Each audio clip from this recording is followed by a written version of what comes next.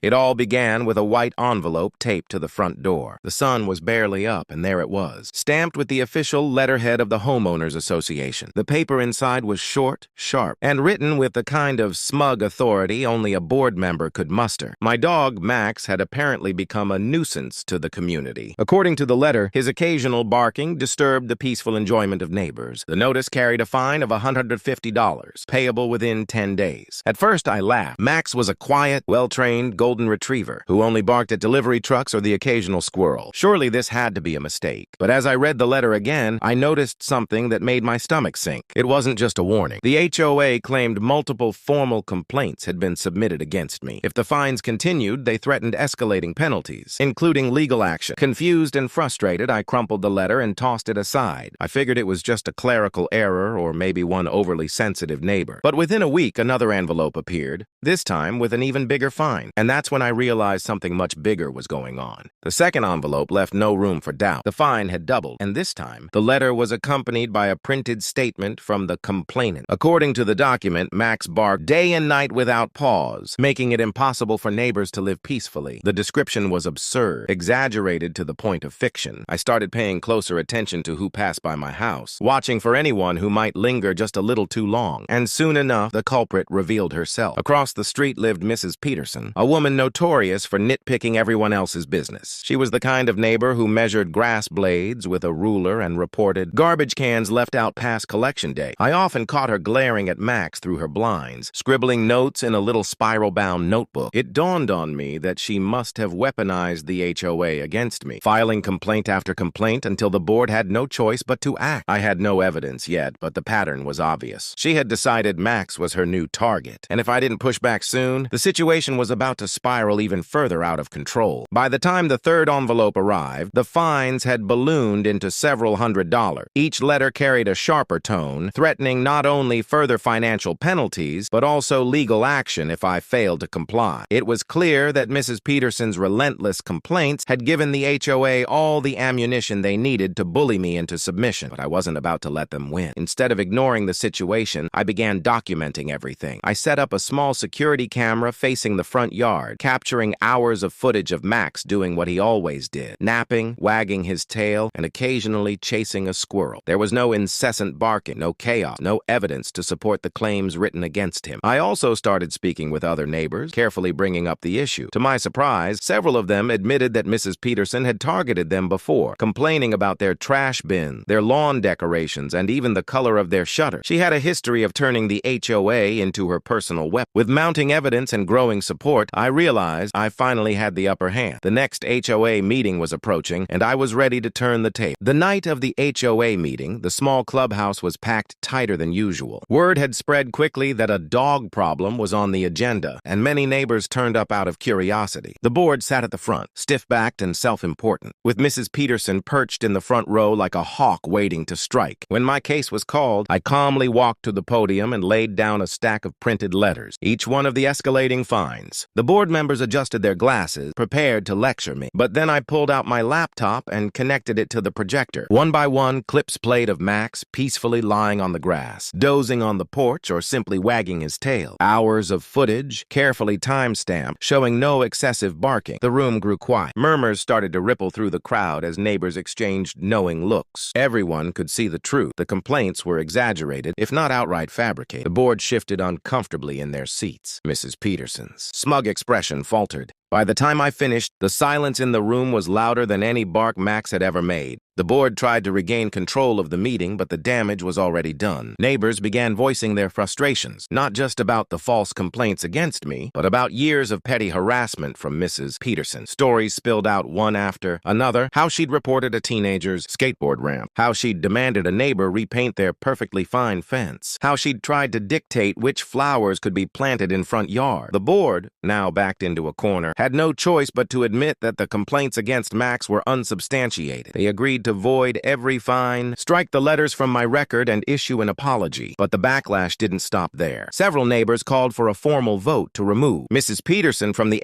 HOA committee altogether. By the end of the night, the motion had gained overwhelming support. The once feared neighborhood enforcer was suddenly exposed as nothing more than a bitter complainer. For the first time in years, the balance of power had shifted. Mrs. Peterson stormed out of the clubhouse, clutching her notebook, while the rest of the room erupted in applause. In the weeks that followed, life in the neighborhood transformed. The fines vanished, the harassment stopped, and Max once again roamed the yard without fear of being used as ammunition for someone else's vendetta. The HOA, embarrassed by the ordeal, quietly revised its policies to prevent similar abuse of power. As for Mrs. Peterson, she rarely left her house anymore. Without the backing of the HOA, her complaints carried no weight. The neighbors she once alienated now avoided her altogether, leaving her isolated in the very community she had tried to control. Meanwhile, my bond with Max grew stronger. Every time I looked at him lounging on the porch, I remembered how close we had come to losing our peace. What began as an outrageous attempt to fine me into submission had backfired spectacularly, exposing the truth and rallying the neighborhood together. It wasn't just a victory. It was a victory for everyone who had ever been silenced or bullied by petty power play. The HOA had learned a lesson. The Karen across the street had been dethroned, and Max had proven, without question, that he was the good boy all along.